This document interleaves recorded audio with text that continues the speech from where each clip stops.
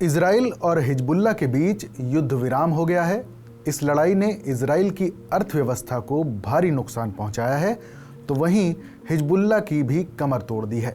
इस जंग में हिजबुल्लाह के सैन्य बुनियादी ढांचे को नुकसान हुआ है, कई बड़े कमांडरों की मौत हुई है और हथियारों का जखीरा भी कम हो गया है। नमस्कार, मैं हूं फरीद अली और आप देख रहे हैं TV9 डिजिटल। इजराइल और हिजबुल्लाह के बीच 14 महीनों से जारी जंग पर फिलहाल विराम लग गया है।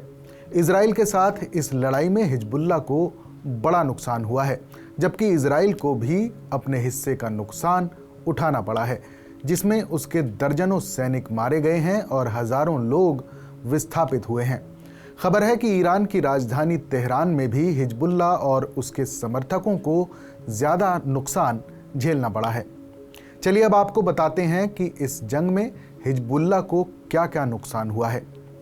दरअसल हिजबुल्लाह ने इजराइल के खिलाफ जंग में हमास का समर्थन किया। उसका मकसद ये था कि वो गजा में सीज फायर करा लेगा, लेकिन 14 महीने के बाद भी वो उसमें नाकाम रहा।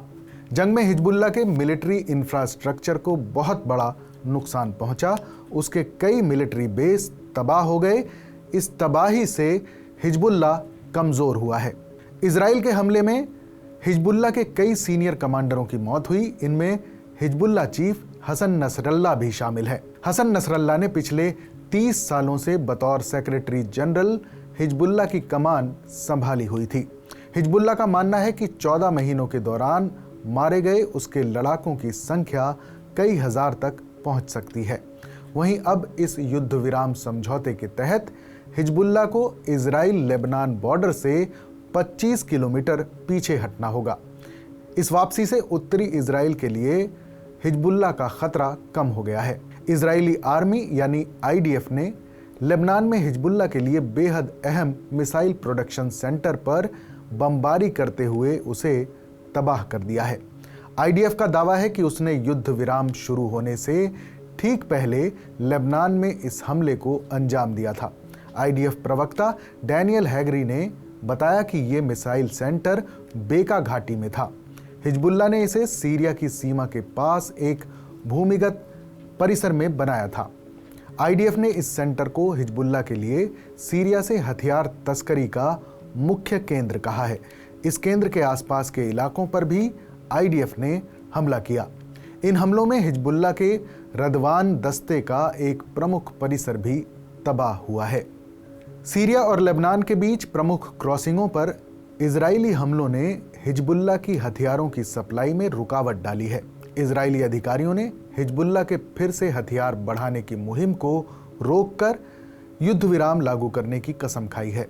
इस लड़ाई से हिजबुल्लाह का राजनीतिक कद भी प्रभावित हुआ है। समूह ने 14 महीनों के अभियान को अपनी जीत बताया है, लेकिन ये साफ नहीं है कि लेबनान की जनता उस आकलन से सहमत है या नहीं।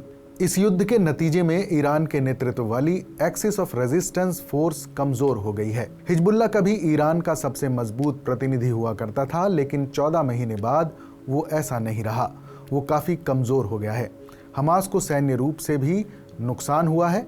हजारों लड़ाकों के साथ कई प्रमुख नेता और कमांडर भी मारे गए हैं।